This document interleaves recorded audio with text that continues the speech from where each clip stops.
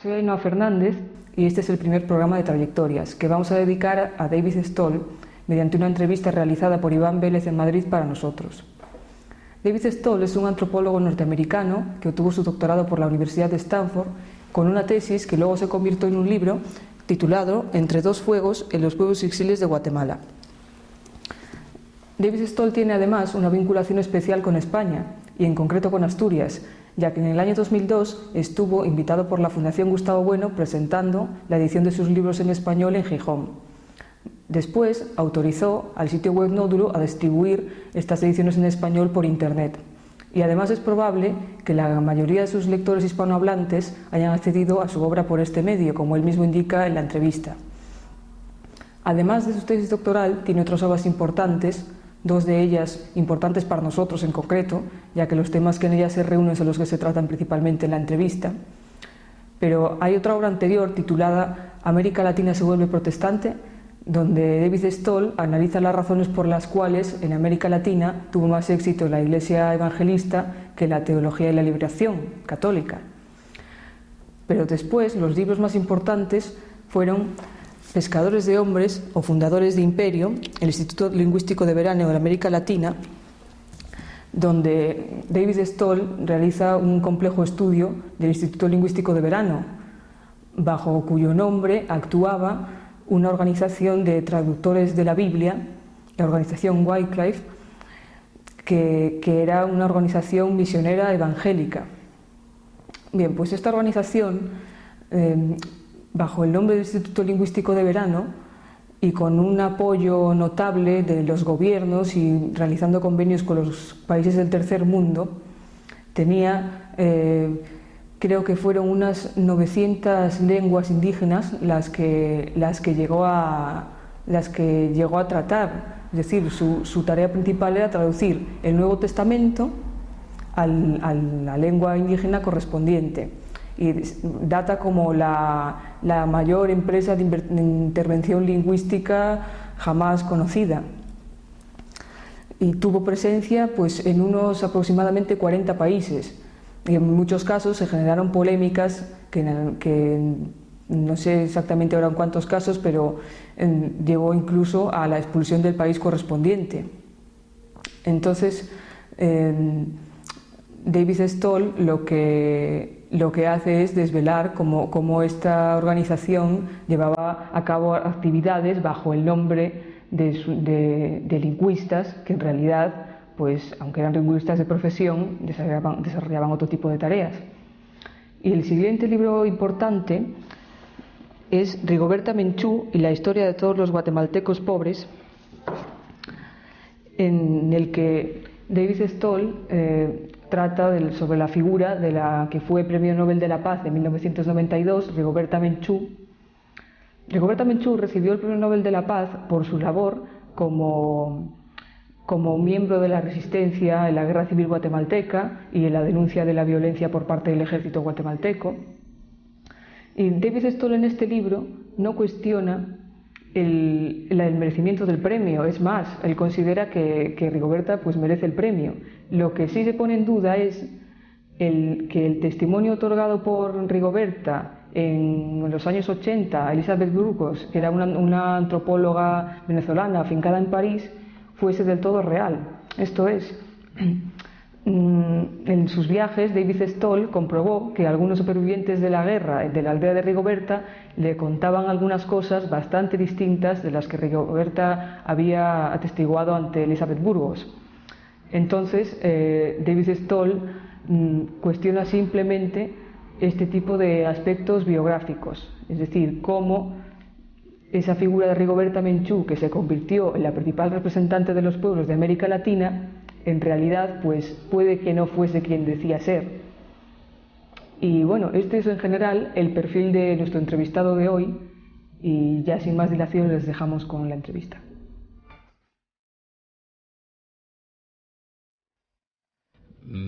Yo creo que lo interesante para arrancar sería que nos dijeras cómo empieza tu carrera como antropólogo y tu interés por los temas hispanoamericanos. Bueno, de formación yo soy universitario norteamericano de la época de los 70. Quiere decir que nuestro tema principal en los 70 fue la guerra de Vietnam. Y a través de las duras lecciones de la guerra de Vietnam, aprendemos a interpretar todo involucramiento de nuestro país alrededor del mundo en términos de neocolonialismo o imperialismo norteamericano. Entonces, yo no fui capaz de aprender vietnamita. Me fui a América Latina por la influencia de los profesores en la universidad. Y rápidamente, porque me interesó mucho la religión, rápidamente me enfoqué en la influencia de las misiones evangélicas norteamericanas en América Latina. Convenientemente, yo soy católico, entonces no fue ningún problema criticar a los evangélicos. Y resulta que en la época de los 70 hubo una misión evangélica muy diseminada por las zonas indígenas de América Latina. Se llamó el Instituto Lingüístico de Verano y fue una institución muy curiosa que a la vez en América Latina reclamó ser institución de estudios científicos, es decir, institución científica lingüística, pero en Estados Unidos se presentó como misión evangélica, dedicado a salvar las almas de las poblaciones indígenas, una discrepancia muy interesante. Y resulta que en el momento en cual llegué por la primera vez a Colombia, en 75, resulta que hubo gran crisis de este llamado Instituto Lingüístico Verano, porque hubo mucha sospecha que fue injerencia del Central de Inteligencia de Estados Unidos. De la CIA. De la CIA. Se encontró en los periódicos como supuesta rama de la CIA. Y 2 años después de que la CIA apoyó el derrocamiento de Salvador Allende en Chile, el mismo año de las revelaciones del Comité Church en el Senado estadounidense, exponiendo lo que había hecho la CIA, entonces fue un tema candente. Y entonces empecé a entrevistarme no solo con los críticos al ILB, empecé a visitar a las poblaciones indígenas donde trabajó y también en cada oportunidad entrevisté a los mismos miembros del ILB para saber qué clase de bestia es esta institución. Por un lado es lingüística, por otro lado es misión evangélica. Y luego además interviene también un aspecto técnico como envoltura de ese despliegue por Hispanoamérica. ¿El qué? Dígame otra vez. Sí, que además de estos componentes, luego, pues para mejor acceder ellos a esos países, ofrecen también una cobertura técnica, ¿no? Es un relato sumamente interesante. ¿Por qué las dos caras? Evangélica y lingüística. Básicamente como estrategia política para superar la política anticlerical del Estado mexicano en la época de los años 30 y en los años 40 y 50 y 60 para superar el monopolio de la Iglesia Católica en las zonas indígenas. Es decir, que en esa época la Iglesia Católica todavía tenía convenios con los diversos estados latinoamericanos como rama del Estado para evangelizar y civilizar a los indígenas. Existía por aquí y por allá, existía una que otra misión evangélica, pero no fue posible ninguna llegada masiva de misioneros evangélicos en poblaciones indígenas porque habría reacción muy fuerte de la Iglesia Católica. Entonces, esa gente norteamericana tenía la astucia de presentarse como técnicos científicos no religiosos. Eso es. Firmaron convenios con los distintos gobiernos, prestaron no solo servicios lingüísticos, sino servicios aéreos y de comunicación. Sí, a eso me refería con la cobertura técnica. Y entre el público más impresionado son los militares latinoamericanos.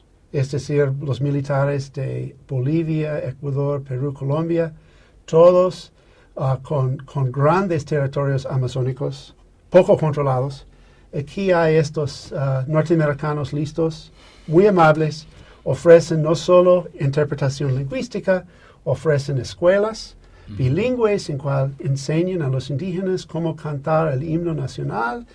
Hay servicio aéreo, servicio de comunicación radial, todo muy avanzado por la época. Entonces, estos misioneros evangélicos, disfrazados de lingüísticos, prontamente se hicieron los enamorados de los militares latinoamericanos.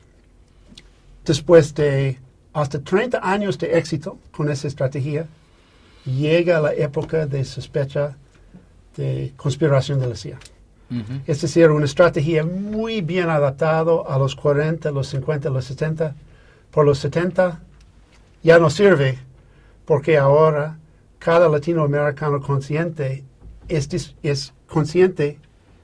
cada latinoamericano consciente es consciente del peligro de la CIA. ¿Y qué son esa gente? Dicen que son lingüísticas. La verdad es que son evangélicas. Claro. Si la lingüista esconde el evangelismo, tal vez el evangelismo es de tercer nivel. Claro. ¿Cuál es misión política? Misión política, eso es. Para minar la Iglesia Católica, para servir de circo de prevención a la guerrilla, como la guerrilla guevarista. Tal vez para buscar minerales, saber quién. Recursos. ¿Quién sabe? Entonces, brota una, ¿cómo se dice? Una interpretación de conspiracionismo que en este momento parece muy, muy bien fundado, porque, por supuesto, la CIA es un fenómeno problemático y evidente. Claro, y para desarrollar esa estrategia, entiendo que es muy importante esta labor de los antropólogos que se dedican a introducir toda esa ideología de forma particularizada en cada etnia, en cada pueblo, en cada población indígena, ¿no? Pues los antropólogos tal vez no entienden la pregunta. Sí, que ese vehículo, que el vehículo para incorporar ideología e intereses políticos es el estudio pormenorizado de las poblaciones indígenas. El estudio de la lingüística, claro, para así explicar el evangelio en el idioma ticuna, shipibo, lo que sea. Y la adecuación de los relatos bíblicos a las condiciones particulares de cada población, ¿no? Fueron muy inteligentes en el uso de las lenguas indígenas. Es interesante que su modelo realmente fueron los misioneros católicos del siglo XVI y XVII, porque hubo un momento en cual la Iglesia Católica también trabajó en los idiomas principales de América Latina, se dejó de este rumbo y fueron los evangélicos que 200 años más tarde descubren de nuevo la técnica. Sí, porque además hay un libro editado por Pentalfa, Lingüística Misionera Española, en el que está publicado por el año 92, creo recordar, en el cual se describe este fenómeno que yo he visto que es el mismo que retoma Estados Unidos, 3 siglos más tarde. Por el siglo XX, por supuesto, los lingüistas tienen, ¿cómo se dice?, conocimientos y técnicas mucho más avanzados que los españoles de 400 años más tarde, pero antes, pero es evidente que nadie puede compararse con el sacrificio de los de hace 4 o 5 siglos. Y entonces, ¿el método lingüístico cuál fue? Se llama, en inglés, se llama la lingüística descriptiva. Es una lingüística muy, empieza con la fonología, y de la fonología empieza a captar el vocabulario y el sintaxis. Y en manos de un lingüista capaz, es posible que un lingüista capaz empiece a hablar el idioma en el mismo día en cual empieza el aprendizaje. Es decir, que en formación de un lingüista profesional se puede avanzar muy, muy rápido. Ahora, la mayoría de miembros del Instituto Lingüístico no fueron lingüistas profesionales. Fueron más bien lingüistas laicos. Y otro aspecto muy interesante es que mientras con la descripción lingüística se puede captar el idioma más o menos rápido, la idea de traducir la Biblia a estos idiomas es otro nivel de dificultad. Bueno, y esbozada esta estrategia, convendría también tocar un aspecto importante, y es la conexión entre el instituto y el poder. En concreto, su implantación en México a través de la figura de Lázaro Cárdenas. Es un hecho curioso que el gran impulsador latinoamericano de este grupo fue ninguno menos que Lázaro Cárdenas de México. Uh-huh. En la época anticlerical de México en los años 30, la barrera que enfrentan este grupo evangélico es el anticlericalismo mexicano. Por supuesto, el blanco principal es la Iglesia Católica, pero el anticlericalismo de esa época fue tan fuerte que incluso hubo prohibición a las actividades evangélicas, y hay una muestra del genio político del fundador del Instituto Lingüístico de Verano, un norteamericano que se llama Guillermo Townsend, que logró reclutar a Lázaro Cárdenas como su gran aliado político. ¿Cómo fue posible? Por ofrecer al Estado mexicano una alternativa a la Iglesia Católica en las misiones y en la alfabetización de la población indígena. Uh-huh. Es decir, que el fundador del ILB logró convencer a Lázaro Cárdenas que con la lingüística descriptiva y entre paréntesis con el evangelio de los evangélicos podría contrastar la influencia de la Iglesia Católica en la población indígena. Uh-huh. Empiezan a traducir la Biblia al mixteca y a otros idiomas. Siempre con fachada de alfabetización, es decir, que el gobierno mexicano nunca autorizó al Instituto Lingüístico evangelizar a los indígenas. Solo autorizó el estudio a los idiomas y la formación de materias pedagógicas y la formación de escuelas. Así fue el convenio. Claro. Pero los patrocinadores mexicanos entendieron que realmente estaban respaldando misioneros evangélicos, aún mejor, porque es un trabajo de influencia en varios niveles, claro. No solo técnica, pero religiosa también. Y luego se produce un salto de México a Perú como si fuera reproducir la estructura virreinal española de siglos atrás. Es casi la misma marcha, afortunadamente sin las epidemias, pero es el mismo progreso de norte al sur. Después de ganar muy buena fama en México, después de ganar mucho apoyo de los llamados indigenistas mexicanos, es decir, antropólogos mexicanos enfocados más que todo en la integración de las poblaciones indígenas a la sociedad mexicana. El Instituto Lingüístico de Verano llega a Perú en el año 1945 con cartas muy buenas de los mexicanos. En Perú es otro problema. En Perú el problema no es el anticlericalismo, en Perú el problema es la posición jurídica de la Iglesia Católica como rama autorizada para incorporar las poblaciones amazónicas a la sociedad peruana. Es decir, que la Iglesia Católica, no solo en este país amazónica, pero también en otros, todavía mantenía un monopolio espiritual y legal. No fue posible que los evangélicos entran. Entonces, otra vez la solución es presentarse al gobierno peruano como una misión técnica, claro, de lingüista. Y resulta que en esa misma época el mero Estado norteamericano mandó misiones técnicas a Perú. Entonces llega otra misión técnica que en realidad es misión evangélica. De esa forma, a base de los convenios con los gobiernos, los misioneros disfrazados de lingüistas pronto demuestran su utilidad a los militares peruanos. Ofrecen no solo servicios lingüísticos, pero servicios de transporte, servicios de comunicación. Y 8 años más tarde, cuando al fin la Iglesia Católica da cuenta que eso realmente es misión evangélica y la Iglesia Católica lanza un ataque frontal a estos falsos lingüistas, están respaldados por los militares peruanos y por lo tanto logran quedar en Perú y logran aumentar sus operaciones por otros 20 años, hasta la época de los 70.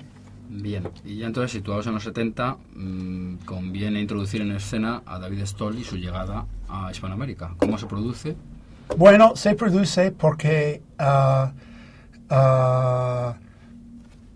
quise aprender el español y quise hacer algo útil mientras estoy estudiando español, y hay que subrayar que no llegué con ningún respaldo financiero ni de institucional.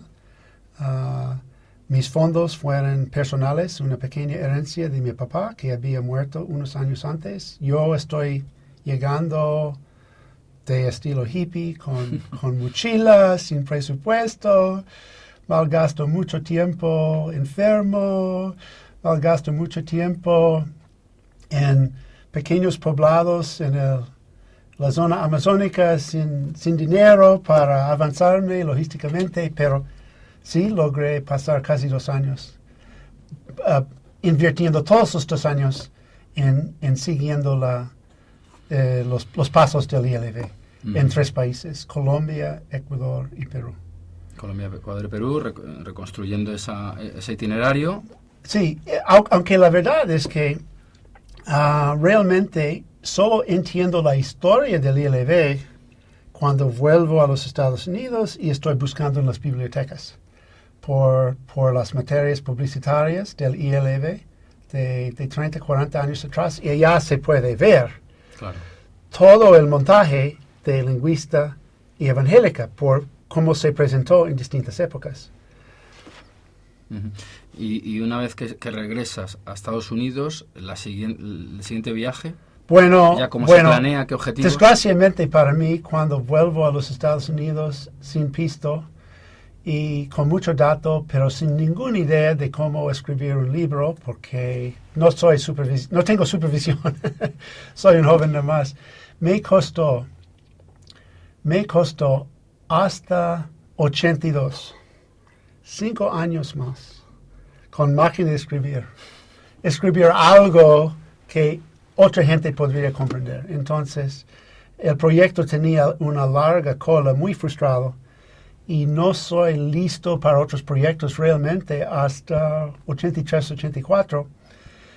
Y en ese momento me interesa, no solo por la cuestión de las misiones evangélicas, me interesa más que todo por el fenómeno de evangelismo. Porque mientras es evidente que el Instituto Lingüístico es una operación muy bien montada desde arriba, resulta que los evangélicos son un movimiento social muy popular a nivel de la gente. En casi toda América Latina se puede encontrar ahora capillas evangélicas. La gran mayoría no tiene subsidios ni conectes fuertes de Estados Unidos. Claro, se puede encontrar algunas iglesias e instituciones bien montadas, bien financiadas. La mayoría no. La mayoría son grupos sociales más o menos autónomos, muy divisionistas.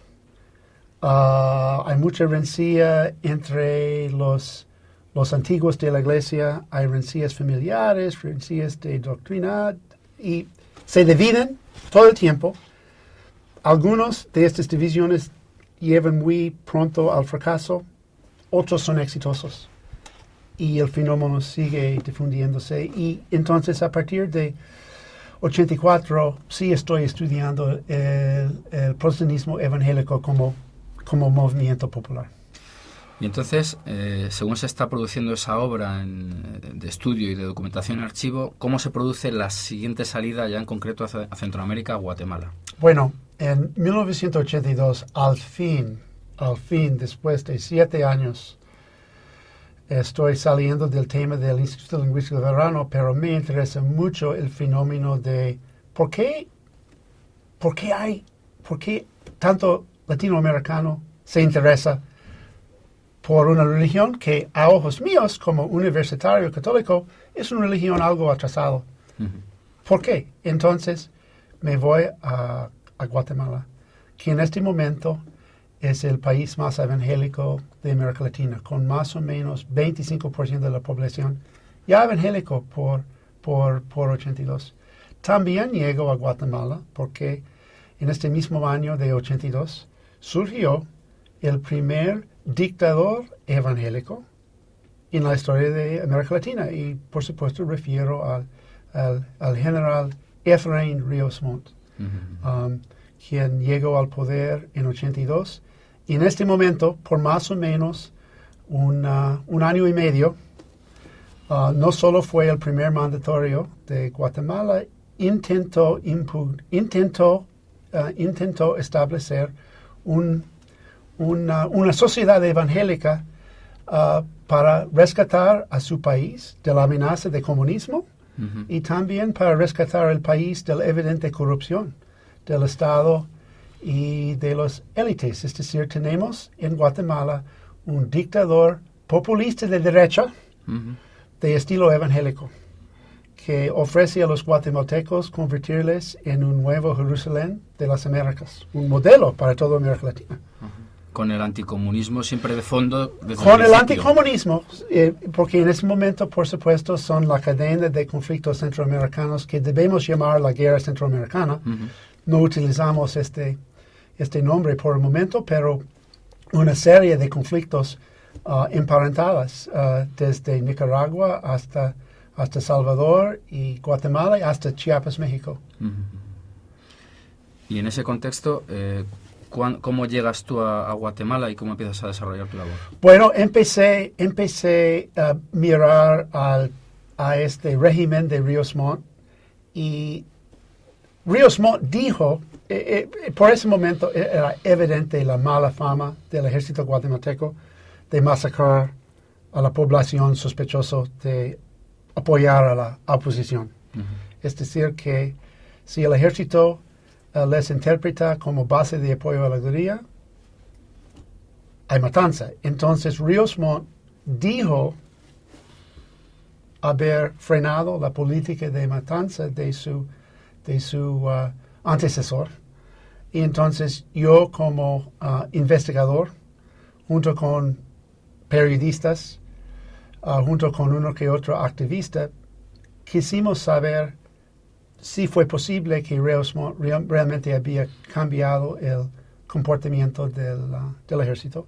Y estoy ya 5 meses nada más, otra vez con poco presupuesto, pero Guatemala tenía una fama tan mala que no hubo tanto periodista allá, no hubo tanto investigador, entonces fue posible. Nunca logré entrevistar a Ríos Montt, pero logré entrevistar con asesores y socios de él, y logró una imagen de lo que había cambiado y lo que había no cambiado. Uh-huh. Entonces, durante mis 5 meses allá, por primera vez llego a un pueblo maya que se llama Nevac. Nevac es una población de los mayas y chiles, gente muy golpeado por la guerra, habían pasado mucha pena. También son gente que tiene buena imagen de los norteamericanos. Antes de la bulla, antes de la violencia, había llegado uno que otro voluntario norteamericano, había llegado uno que otro jóvenes que lanzaron empresas turísticas pequeñas. Entonces, gracias a estos norteamericanos, mi etnia tenía buena fama en este pueblo, y yo era casi el primer norteamericano de volver allá, no el primero, pero casi el primero. Entonces, hubo una bienvenida. Y pasé como 10 días allá. Pero en otra época, 5 años más tarde, cuando ya soy estudiante de antropología, ya estoy metido en universidad con mis estudios postgraduados, es muy lógico volver a Nevac para conocerme al fondo cómo sobrevivieron la violencia. Y es de esa forma que pasé del tema de cambio religioso al tema de cómo la gente sobrevivió la violencia. O sea que hay un interés más político en esta segunda Llegué en 87 con la idea de estudiar la religión y en ese momento ya estaba perdiendo interés en el tema religioso, entonces siempre cubrí el tema religioso, pero siempre me metí más al fondo a la cuestión de la colaboración con el ejército, las infamosas patrullas civiles. Eso fueron milicianos antiguerrilleros obligatorios por cada hombre bajo el control del ejército. Hubo mucha iglesia evangélica en ese pueblo, es decir, que salir de la iglesia católica, juntarse con la iglesia evangélica, otra forma de sobrevivencia. O sea, era un refugio para un refugio, sí. O sea, es una iglesia que les protege de otros problemas, ¿no? Sí, porque la iglesia católica, por supuesto, los misioneros, mayormente españoles, fueron testigos de mucha barbaridad la década antes. Es decir, que en esa época, muchas veces, los únicos extranjeros en un pueblo maya típico tal vez fue el párroco española. Además vinculados con acción, o sea, procedentes de Acción Católica. Bueno, hubo Sagrado Corazón y también hubo jesuitas. Ahora se complica la cosa un poco porque hubo uno que otro jesuita que de veras se habían juntado a la guerrilla antes de que brota la violencia. Llegaban a Guatemala en este momento jóvenes jesuitas formados bajo la dictadura franquista. En el momento en cual se hacen sacerdotes, son más o menos 25, 30 años, ya cae la dictadura, llega su época de reforma muy lento aquí. Por supuesto, el franquismo todavía es muy fuerte en la España de los 70. Esa gente son impacientes con la lentitud del cambio aquí en España. Y dan el salto. Se dan el salto a Guatemala. En primer lugar, pensando más que todo a nivel social. Pero como conciencia de español, como gente muy bien formado, gente formada con sociología, pueden ver que Guatemala es una situación muy, muy atrasada. Pronto se choca con las élites locales, que son muy locales, y algunos llegan a la conclusión de que la reforma aquí es imposible. Hay dictadura dictadura militar aquí desde los 50, está respaldado por los gringos, no habrá ninguna posibilidad de cambio no violento aquí, cada elección está robado, entonces, ¿cuál es la solución? Es la revolución. Y entonces, a partir de 75, algunos de estos jesuitas se están juntándose clandestinamente con la guerrilla. Por supuesto, la noticia de eso llega a la inteligencia de los militares guatemaltecos y pronto empieza a morir a los sacerdotes. A veces sacerdotes conservadores, a veces sacerdotes que habían peleado por Franco en su juventud. En la época de 30, ahora son hombres de 50, 60, tiene su formación histórica, tiene una vocación no política de su sacerdocio. Piensan que por mi trayectoria no tengo nada que temer. Los militares guatemaltecos no pueden tener nada en contra de mí. Uno que otro, incluso uno de esa gente fueron martirizados por el ejército guatemalteco, solo por sacerdote, por sospecha a sus colegas más jóvenes que sí estaban metidos en la guerrilla. Sí, la verdad que hay ciertos paralelismos también con lo que ocurre con la primera ETA en España y allí. Sí, ¿no? sí, y por lo tanto los militares golpean fuertemente a la Iglesia Católica y sin anunciarse políticamente, convierte las iglesias evangélicas, se convierte en un refugio solo por no ser católico. Es decir, que no fue necesario que los evangélicos se lancen a la política derechista, solo por ser no político, solo por tener un discurso norteamericano de que la iglesia está muy aparte de la política, somos de otro mundo. Solo por este discurso norteamericano logran distanciarse un poco de la política y se hace un refugio no perfecto, no total, pero un refugio parcial para sobrevivientes católicos de la represión militar. Bueno, y entonces, una vez que ya estás implantado en este territorio, ¿cómo llegas a la aldea de Rigoberta Menchú? Bueno, en esta época mis estudios se enfocan en el pueblo maya Ixil de Nevac. Resulta que hay municipios circundantes en cual no hubo nadie entrevistando a nadie, y entonces yo hice una gira comparativa y llego a Uspantán, y de Uspantán hay poco dato sobre lo que había pasado en la violencia. El único dato que existía fue el testimonio de una joven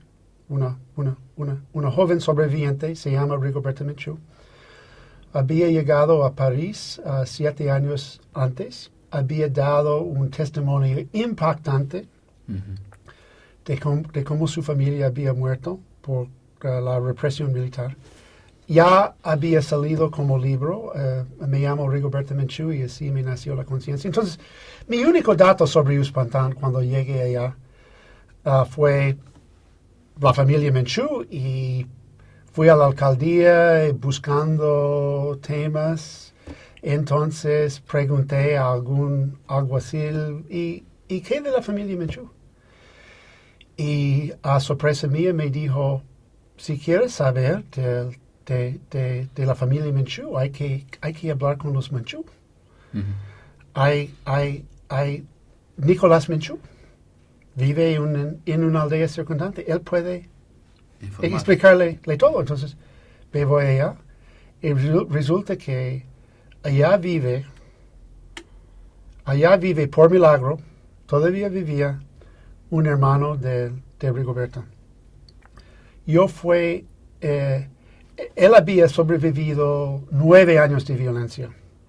La aldea quemada, él y su familia refugiados en el bosque, muriendo de hambre, no tenía alternativa que entregarse al ejército, fácilmente hubiera muerto.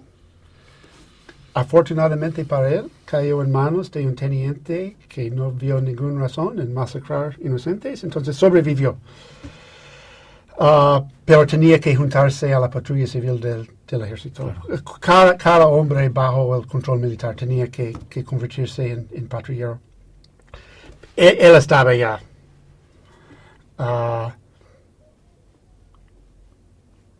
Después de 9 años, yo soy el segundo extranjero de buscarlo. Hubo otro extranjero, no sé quien le había visitado antes. Yo soy el segundo en 89.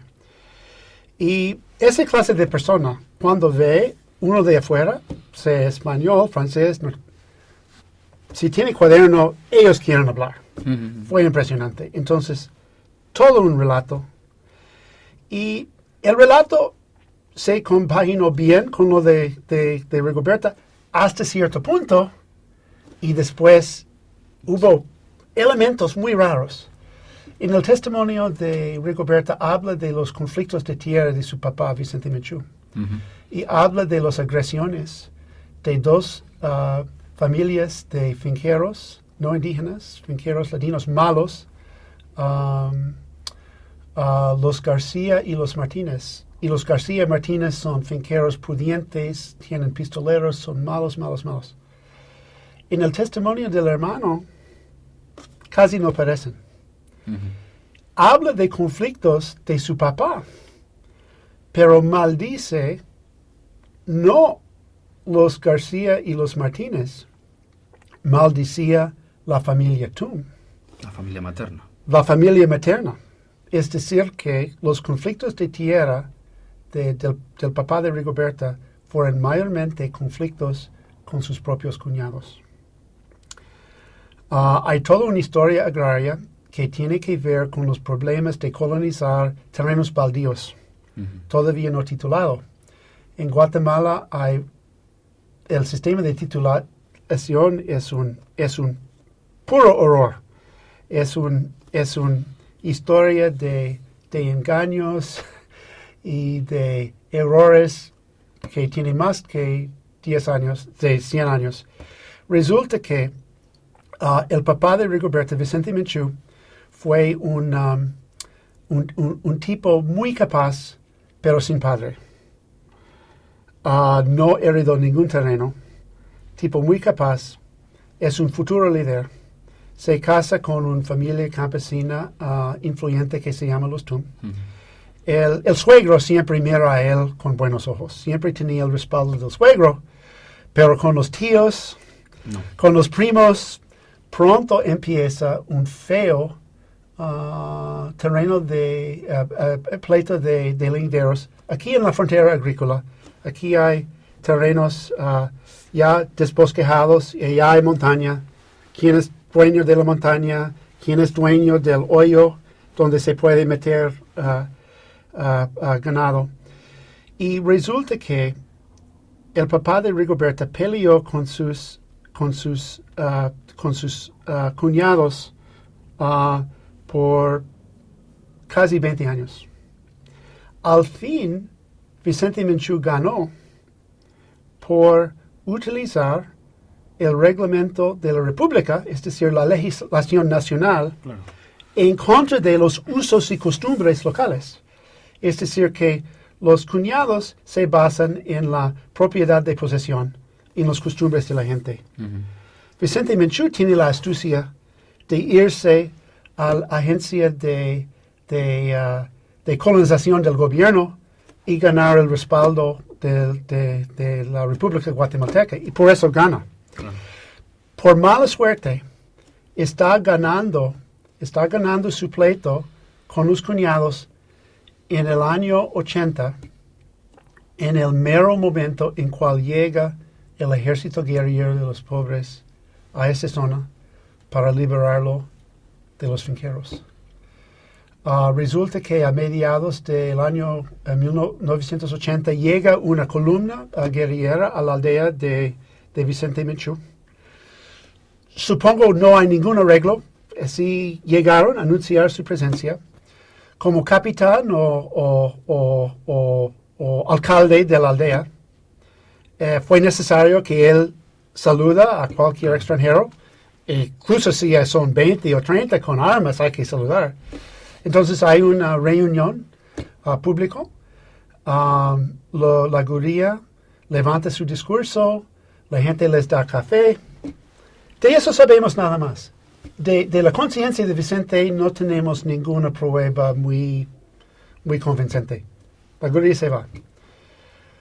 Varios meses después, llega otra columna guerrillera por noche, saca 2 patronos cercanos de las camas y los ejecuta. No son patronos culpables de oprimir a la gente indígena. La verdad es que Vicente Menchú tenía relaciones amistosas con las 2 víctimas. Básicamente los 3 son todos patronos pequeños. Ya. Ninguno de los patronos fueron un santo, tenían sus roces, pero no habían hecho nada que merece la pena capital. Nada. Eso es crimen de guerra del EGP. Bueno, hay hijos atemorizados de uno de los muertos, los hijos de Honorio García. Con razón o sin razón, ellos culpan a la aldea de Vicente y Rigoberta por el ataque a su papá. Yo dudo un poco, pero la verdad es que no tenemos evidencias. Es posible que su acusación es verdad. En todo caso, los hijos de los muertos y las familias prontamente se alinean con el ejército y señalan a la aldea de Rigoberta y Vicente como aldea metido con la guerrilla. Y de entonces empieza la agresión de los militares en contra de la familia Menchú.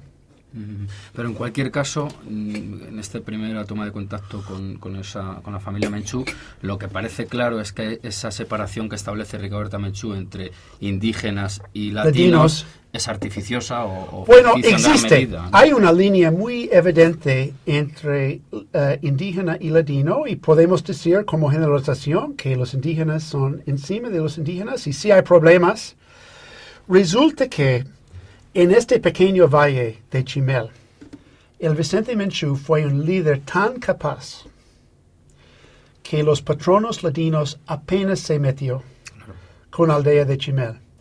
Entre los patronos y otra aldea indígena sí hubo problemas, pero Vicente Menchú fue un católico catequista. Nadie se emborrachó en su aldea. Entonces se portó muy bien con los patronos, tenían su propio reclamo de terreno, respaldado por el gobierno. Resulta que hubo muchos conflictos de terreno entre indígena y indígena, y hubo muchos conflictos de terreno entre los García y Martínez. Pero los latinos se peleaban, es muy curioso. Claro. Y tal vez es una peculiaridad de este lugarcito. Pero Vicente Menchú, pensando lo lógico, como gente mirando de afuera, no fue lógico que Vicente Menchú busca apoyo en la guerrilla, porque de lo que nosotros sentimos de la guerrilla, mirando desde afuera, podemos ver lógicamente, la guerrilla no tiene mucho que ofrecer a esa aldea, salvo mucho riesgo y mucho sufrimiento. Pero el discurso de la guerrilla no fue riesgo y sufrimiento, fue liberación. Y es posible que Vicente Menchú sí vio alguna ventaja de alianza con la guerrilla. En incorporarse. Es posible, pero realmente no tenemos datos. Bien, pues una vez que tenemos a Vicente Menchú con estas relaciones casi obligadas y a la vez interesadas por su parte con la guerrilla, se produce la ejecución o la muerte de su hijo. En el relato de Rigoberta Menchú se cuenta que es quemado en la plaza de la aldea. Sin embargo, otros indicios parece que señalan que su muerte es una ejecución mediante un disparo.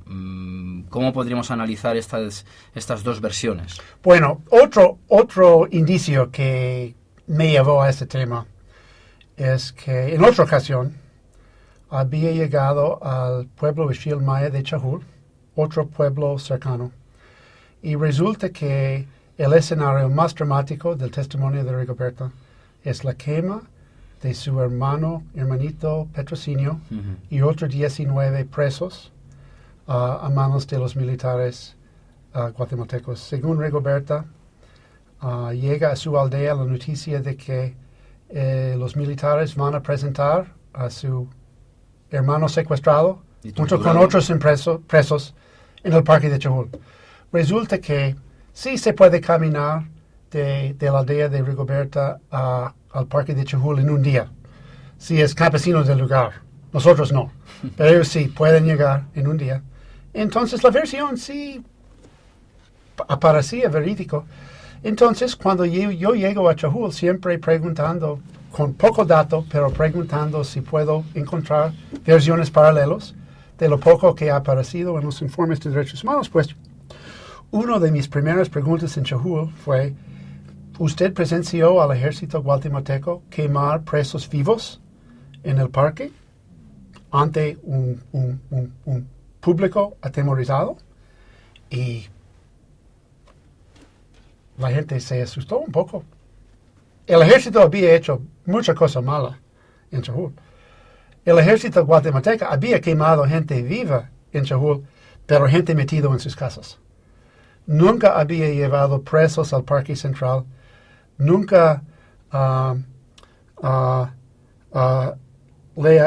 les habían puesto gasolina y después emprendí el fuego. Nunca ocurrió. Entonces, ¿qué pasa? Rigoberta dice que vio a esa atrocidad con sus ojos. Evidentemente no vio nada. Resulta que el ejército sí mató a su hermanito en Chajul, junto con otros 6 presos. Y verdad que fue un montaje propagandístico por parte del ejército. El ejército lleva a 7 presos jóvenes golpeados.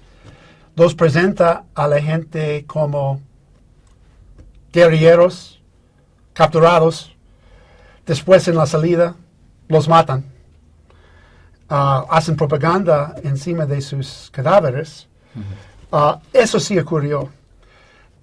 Aparentemente, Rigoberta había empezado con un hecho real, la muerte de su hermanito, y lo había elaborado, lo había dramatizado como guión de cine para hacer el escenario más impactante por público. Entonces, es un dato importante en cómo interpretamos el testimonio. Es capaz de decir que yo soy testigo de ojo cuando realmente nos está dando una versión.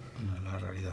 Basado en la realidad, pero no es el mero hecho. No es el mero hecho. Entonces, entiendo que David Stoll, una vez en el terreno, después de haberse entrevistado con Nicolás Menchú y sus dramáticas circunstancias, después de ver que esa oposición entre latinos e indígenas es menos clara de lo que lo suele presentar Rigoberta Menchú, después de ver este asunto de la ejecución, empieza pues a fijarse más en la figura de Rigoberta y empieza a investigar. ¿Es así, sí, no? pero solo empiezo a investigar a partir de 93. En mis estudios postgraduados ya tenía proyecto de tesis enfocado en el pueblo de Nevac. Evidentemente había descubierto un tema con mucho potencial conflictiva, entonces mejor seguir con mi proyecto. Entonces lo dejo por 3 años. Y solo hablé de eso en 2 ocasiones, 2 pequeñas conferencias, es decir, pequeña conferencia con un público en el primer lugar de 15 personas. En segundo lugar, un público de conferencia de tal vez 30 personas. No hay medios publicitarios, no hay periódicos, no hay solo estoy buscando presentar mis descubrimientos a otros profesionales para preguntarles, really, ¿qué debo hacer?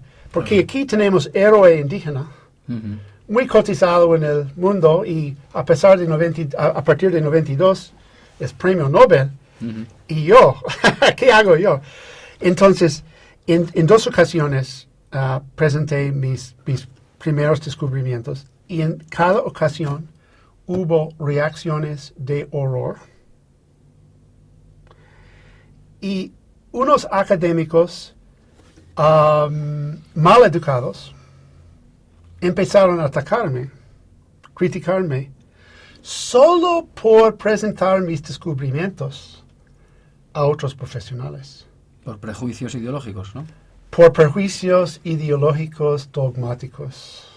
Estamos hablando de la izquierda dogmático. Y me enojé un poco. Me enojé más que un poco. Y cuando ya estaba terminado mi tesis, ya estoy en el mercado de empleo. No hay empleos, por supuesto. Entonces, estoy buscando lo que llamamos presupuestos de investigación postgraduados. Más o menos 4 años después de descubrir eso, es lógico que ya es tiempo de enfocarme en eso.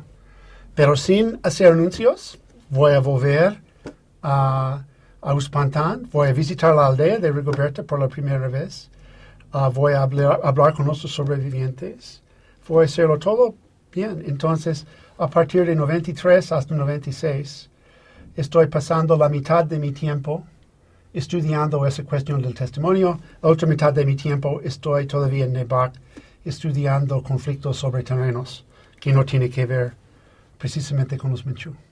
Es decir, estoy estudiando el proceso de paz.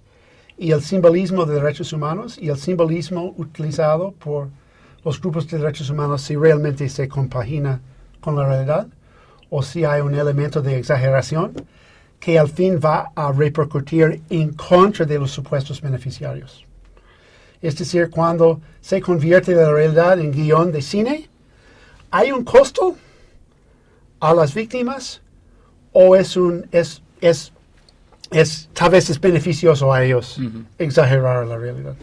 Así fue mi tema. Y entonces, en cuanto a Rigoberta, pues empieza a descubrir que efectivamente estuvo escolarizada, que estuvo en ambientes católicos, un poco como son esas encontré pinceladas. una historia muy interesante en cual es evidente que Rigoberta viene de una familia pobre. Sus raíces en una aldea pobre son verdaderas. Sin embargo, es hija de un tipo muy capaz. Es una jovencita tan inteligente que rápidamente llega a la atención de las monjas. Y las monjas se encargan de su educación desde la edad de 7, 8. Seguramente preferían que se convierte en monja ella misma, o si no, en maestra. Pero buscaban rescatarla del destino seguro de una muchacha que queda en la aldea, cual es que empieza a producir hijos a partir de la edad de 16, 17, 18, se vuelve madre y pierde su oportunidad de educarse y convertirse en líder de su pueblo. Entonces es gracias a las monjas de que podría empezar sus logros. O sea, Rigoberta recibe una educación por encima, digamos, de las posibilidades de sus compañeras de generación. Sí. ¿Y qué evolución tenemos? A buena fortuna de ella no está en la aldea cuando empieza la represión militar en 80. Está a varias horas de camioneta o bus. La represión militar en contra de su papá, en contra de su hermano, en contra de su mamá es tan feroz que las monjas dan cuenta que fácilmente los militares llegan al internado para buscar a ella, en caso de cual es muerte.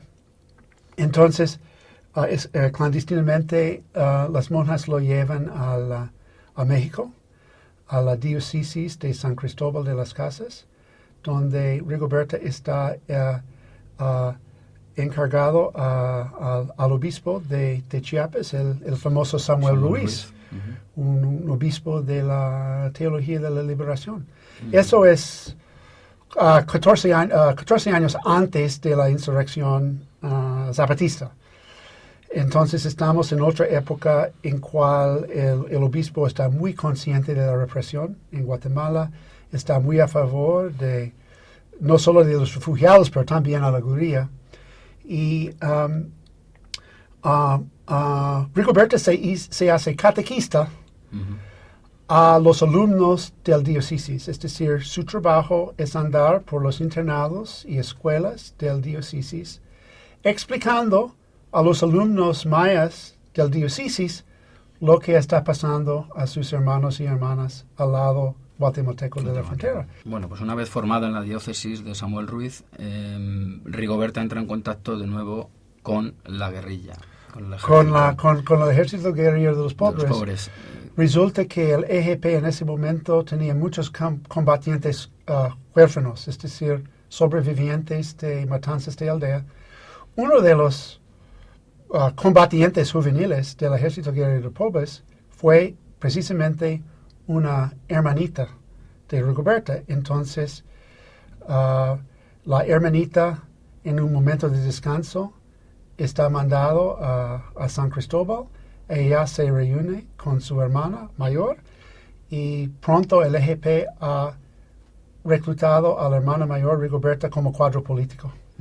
Es tan bueno por hablar que evidentemente no quieren malgastar sus talentos en el lodo de la selva.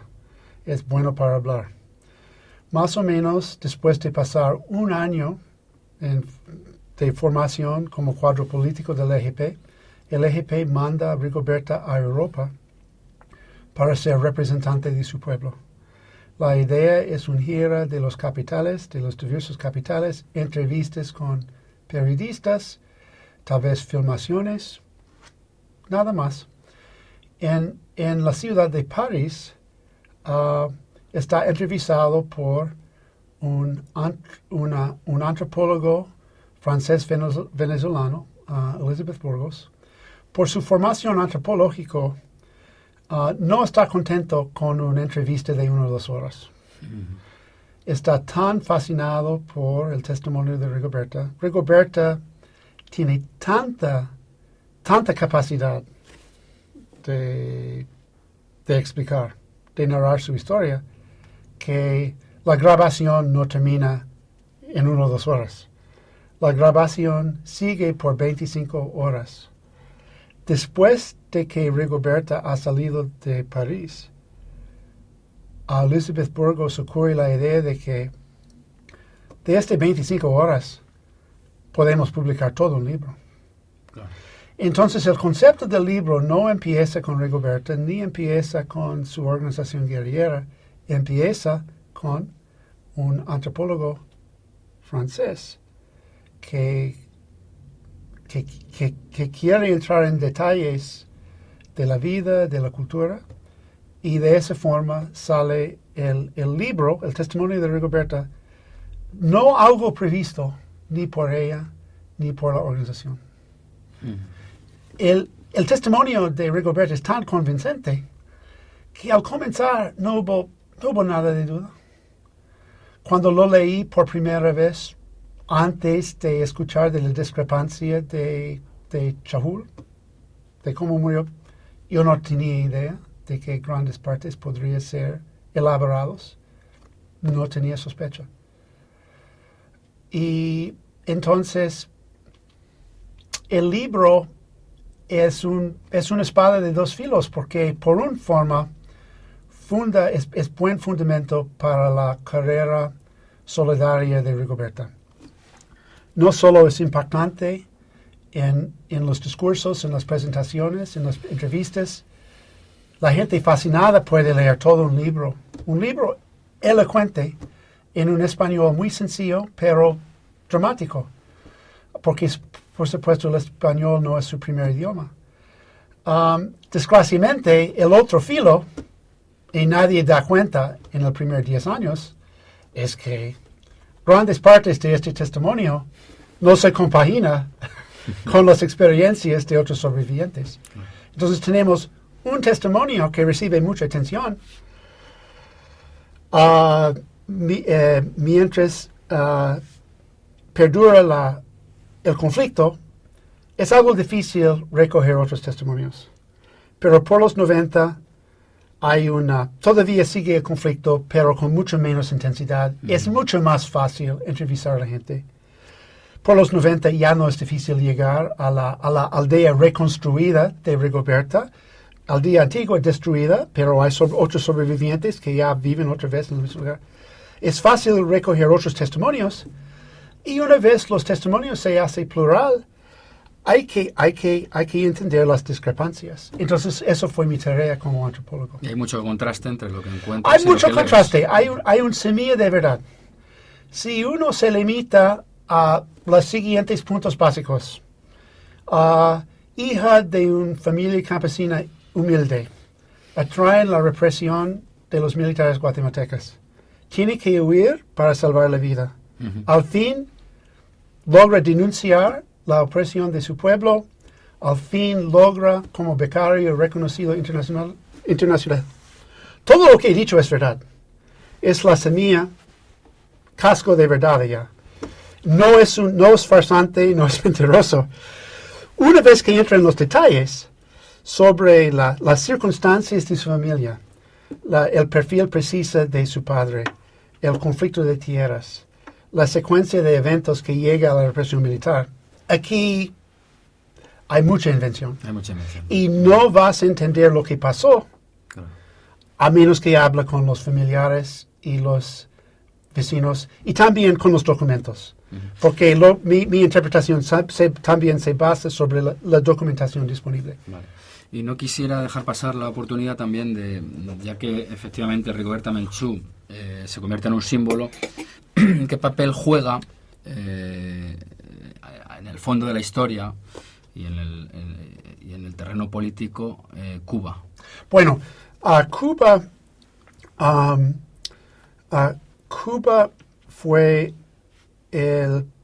un patrocinador del ejército guerrillero de los pobres. Yo no quiero decir que el ejército guerrillero pobre fue montaje o fachada de los cubanos, porque los revolucionarios guatemaltecos tienen su propia historia, su propia herencia, pero evidentemente hubo alianzas y resulta que siempre hay distintos supuestos líderes guerrilleros buscando el apoyo de Cuba, compitiendo entre sí. Y resulta de que de los 4 grupos guerrilleros guatemaltecos fue el EGP, que tenía el más respaldo de los cubanos, pero desgraciadamente no suficiente respaldo. Aparentemente los cubanos les había prometido armas que nunca llegaron. Entonces, es otro caso muy triste del foquismo guerrillero impulsado por los cubanos, que lleva a los partidarios, lleva a la gente al desastre. No es el único caso, por supuesto. Bien, y entonces, en el año 92, Rigoberta recibe el premio Nobel. A partir de ahí, ¿qué evolución ves tú en la trayectoria de Rigoberta e incluso en sus relaciones con la propia Elizabeth Burgos? Bueno, en el momento de recibir el premio Nobel, Rigoberta fue un símbolo internacional que valía bastante, porque fue punto de solidaridad, fue como bandera de presionar ambos los militares y la guerrilla guatemalteca de entrar en negociaciones de paz. Resulta que después de 30 años de guerra civil, la guerra civil fue una economía de vida, fue una forma de vivir bien, no solo por los coroneles, también por los comandantes. Entonces, por dar a Rigoberta el premio de la paz, evidentemente el Comité Nobel está diciendo a los dos lados, hay que terminar eso. Es la última guerra civil de Centroamérica, es toda una vergüenza. Los nicaragüenses ya han hecho la paz. Los salvadoreños, ustedes los guatemaltecos, ¿qué pasa? Nos fue muy valioso en este sentido. Su otra pregunta tiene que ver con la relación entre Rigoberta y Elizabeth Burgos. Sí. Resulta que el encuentro entre Rigoberta y Elizabeth fue altamente fértil, altamente productivo. Produjo un libro que vale mucho la lectura. Nunca lograron restablecer la amistad que tenían en esta primera semana. De vez en cuando Rigoberta volvería a París por un momento, y por más tarde en los años 80, y nunca se abrió el corazón como lo había hecho en esta fecha en enero de 82. Según la Elizabeth, su análisis es que hubo tanta presión ideológica en la organización guerrillera porque la guerrilla ya estaba derrotado. 2 años después de dar su testimonio, Rigoberta fue miembro de una guerrilla fracasada. Y la guerrilla ya está acabado militarmente en el terreno de batalla en Guatemala. Pero sí tiene una propaganda muy eficaz en el exterior, porque es el mero verdad que el ejército guatemalteco había cometido barbaridades. Entonces, a base de los crímenes de guerra del ejército. Rigoberta Menchú se hace símbolo de resistencia. Y es por eso que llega al premio Nobel. En términos propagandísticos, es el éxito más llamativo del movimiento guerrillero. Uh-huh. Y bueno, pues ya que a esas alturas tienes bastante contrastadas la versión de Rigoberta Menchú y la que has recogido sobre el terreno, sobre el campo en el cual se desenvuelven todas estas historias, ¿cómo se produce el proceso de elaboración de tu obra y publicación en la editorial La Via Yala, Católica Ecuatoriana, y el posterior apoyo que recibes de Nódulo Materialista? Gracias. Por fin de los 90 yo he producido 2 libros de investigación sobre la realidad del conflicto armado en el norte de Quiché de Guatemala. Hay mi tesis doctoral, Entre dos fuegos, en los pueblos y chiles de Guatemala. Uh-huh. Y también hay mi libro sobre Rigoberta Menchú y la historia de todos los guatemaltecos pobres. Entonces, los dos libros son muy críticos al ejército guatemalteco. No es posible hablar con sobrevivientes de esa zona sin escuchar barbaridades del ejército. Incluso la gente que favorecen los militares van a decirle de barbaridades por los militares. Entonces eso no es novedad, criticar a los militares. Lo novedoso del libro mío fue que los 2 libros también son muy críticos a la guerrilla. Porque resulta que casi todos los sobrevivientes maldicen a los 2 lados. Tal vez culpen al ejército por matar a más gente, pero culpan a la guerrilla por haber provocado a los militares, por haber empezado una guerra que no fue capaz de ganar. Entonces los 2 libros son muy críticos a la guerrilla y por eso, cuando logro la traducción al español, no están recibidos bien por la gente que controla la publicación en Guatemala en los años 90. Por toda la muerte causada por los militares guatemaltecos, prevalece un análisis muy dogmático del conflicto en cual está bien criticar al ejército, no se puede criticar al fondo a la guerrilla. Entonces es lo que contribuyo, es mi contribución. Uh-huh. Por ser norteamericano, por venir de afuera, por no tener que vivir en Guatemala, es muy fácil que yo critico a los 2 lados. En todo caso, no es posible publicar ni el uno ni el otro. Llega al rescate un amigo mío de Ecuador, la verdad es que es italiano, es salesiano italiano, Padre Juan Botasso. Resulta que desde los 80 ha montado una casa editorial en Quito, se llama Editoriales A Via Yala, y el Juan Botasso publica una versión, la versión español de mi libro Entre dos fuegos en los pueblos y chiles de Guatemala. Resulta que la distribución de libros entre los distintos países de América Latina es una pesadilla. Sí. Y son pocos los libros que llegan a Ecuador. Y más o menos 2 años más tarde, 2 o 3 años más tarde, olvido precisamente por quién. Creo que fue carta de Gustavo Bueno, el hijo. Uh-huh. Carta de Gustavo Bueno Sánchez. Gustavo Bueno Sánchez me escribe una carta.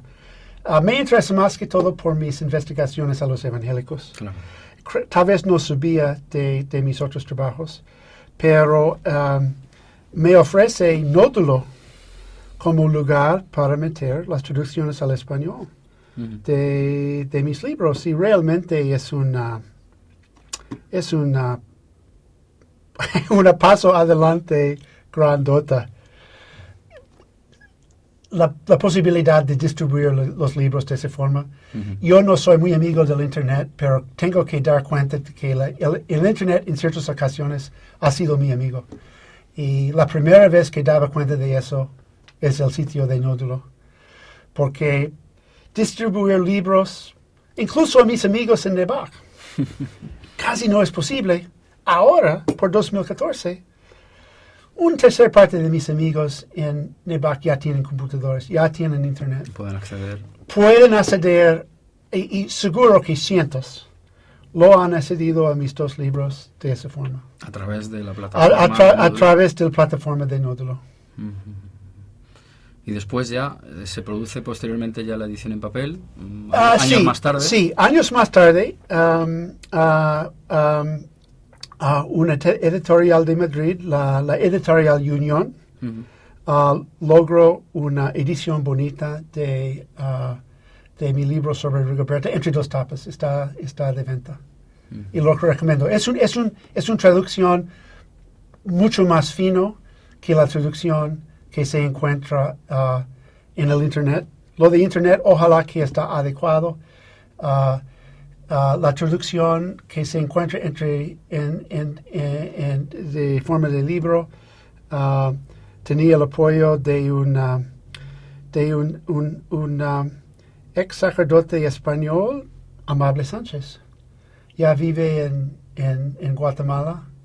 Creo que ya es padre de familia, pero sí es español. Llegó a España como misionero, es poeta, es periodista y don Amable, oración por oración. ¿Y qué me podrías decir de la evolución de Elizabeth Burgos? Porque también ha comentado... Bueno, Elizabeth Burgos, como su marido, ahora ex marido Regis Debray, se hizo muy crítico a los cubanos. Es decir, que en los 80, Elizabeth Burgos formó parte de la resistencia a las dictaduras centroamericanas y, por supuesto, el apoyo norteamericano a las dictaduras centroamericanas. Es evidente que los dictadores centroamericanos cometieron barbaridades con uno que otro grado de apoyo de mi país. Entonces, hubo un frente solidario a favor de las víctimas de matanzas.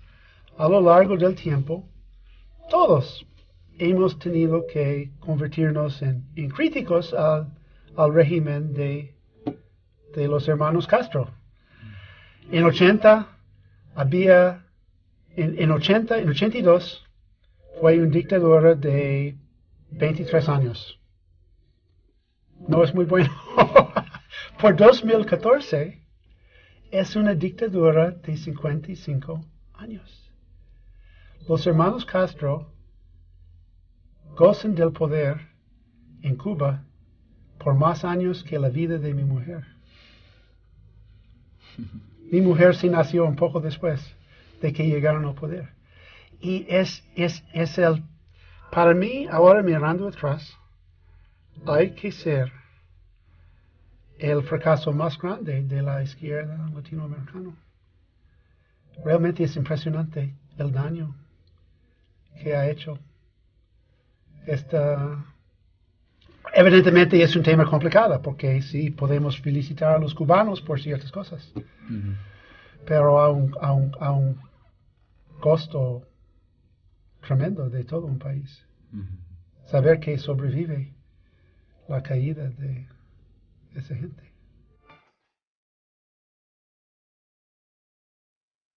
Bien, pues como pregunta quizá final y a modo de balance, sería interesante una valoración por tu parte respecto a la dialéctica actual, en todos estos años además como recorrido de un estudioso como tú, la dialéctica existente en Hispanoamérica entre iglesias evangélicas e Iglesia Católica y las posibles repercusiones que puede tener todo ese problema que hay sobre la mesa. Bueno, es evidente que la Iglesia Católica ha perdido mucho terreno a las iglesias evangélicas. Sin embargo, he conversado con bastante clérigo católico que van a decir, entre paréntesis, que es gracias a los evangélicos que se ha modernizado la Iglesia Católica. Es decir, que en el siglo XXI, en ningún país occidental podemos esperar de que una iglesia establecida histórica mantiene la lealtad de toda la población, o incluso 90% de la población. No es posible. Gracias a las libertades cívicas, gracias a la alfabetización, hay mucha gente pensando por propia cuenta, hay mucha disidencia, ambos malo y bueno. Y es evidente que hay una gama más amplia de necesidades espirituales. Yo creo que la Iglesia Católica puede ser una institución amplia, puede responder a muchas distintas clases de gente. Una iglesia no es una ideología, es como el Estado, es decir, es como un paraguas bajo el cual se puede encontrar muchas distintas tendencias. Pero realmente es gracias a la competencia de los evangélicos que es por el estímulo de eso que se encuentra muchas corrientes de reforma en la iglesia tradicional. Sin embargo, han exacerbado el indigenismo. Instituciones como el Instituto Lingüístico de Verano y estas iglesias no han fomentado y potenciado el indigenismo, que puede ser una amenaza política. No, del Instituto Lingüístico de Verano no veo mucho problema. En la época de los 70, bajo la sombra del Vietnam, bajo la sombra de la injerencia de la CIA, fue muy posible pintar al ILV como una amenaza. Mirando atrás, comparándolo con otras tendencias mucho más destructivas, por ejemplo, la guerra norteamericana en contra de la droga, el narcotráfico, la amenaza de la ira musulmán en contra del occidente, el terrorismo. En esta perspectiva más amplia, mirando atrás, es muy evidente que los cristianos todos somos primos. Incluso la gente de formación cristiana pero ateo, todos somos primos y todos somos defensores de la libertad de conciencia. Y si yo veo inconveniencias, podemos señalar ciertos líderes evangélicos, tal vez ciertos líderes católicos, que son políticos de tendencia muy peligrosa. Podemos señalar ciertos casos, pero como tendencias grandes no hay ocasión de amargura. Es evidente que hay mucho más en común que los divide. Cuando entra evangelismo a una aldea tradicional católica, hay unos años de conflicto. Hay años de piedras en el techo. En el peor de casos puede ser un machetazo, puede ser hubo otra muerte, pero es evidente que después de la primera generación, los evangélicos y católicos aprenden a vivir juntos. Y en Guatemala ahora, por ejemplo, en las ONG, en las organizaciones políticas, en las municipalidades, en los matrimonios, es muy común las relaciones entre evangélicos y católicos. No podemos decir después de la primera generación que los evangélicos son sociedad aparte. Puede ser una tendencia, puede ser un fenómeno, es algo temporal. Porque realmente es mejor pensar de iglesias como movimientos, es decir, que tienen sus auges y sus caídas. Hay pocas religiones en cual los nietos van a portarse con el mismo fiel que los abuelos. Y si hay libertad de conciencia, no hay ninguna forma de esperar que los nietos piensen lo mismo como los bisabuelos. Pues nada, muy bien. Muchas gracias por este tiempo que nos has ofrecido y espero que nos podamos ver en el futuro. Bueno, ojalá que nos podemos ver en Oviedo. En Oviedo. Lo vi una vez y me impresionó. Pues habrá que volver entonces. Sí. Y toda la idea de la fundación y toda la idea de enseñar filosofía a los alumnos de secundaria, no lo tenemos en Estados Unidos. Tal vez lo llamamos estudios sociales en Estados Unidos, pero los estudios sociales en Estados Unidos muy fragmentados, no tenemos un modelo muy exitoso. Podría ser que los norteamericanos tienen algo que aprender de la pedagogía española en esa forma. Porque los gringos tenemos la culpa de siempre especializarnos demasiado. Y yo creo que sería muy bueno rescatar la filosofía norteamericana de los catedráticos, de las escuelas de filosofía muy técnico que asociamos con Wittgenstein y la gente común y corriente no son capaces de entender esa clase de filosofía. Pero la clase de filosofía que imparta ustedes es como un foro de debate entre gente formada, nada menos. Muy bien, pues nada, muchas gracias. Bueno, gracias a ustedes.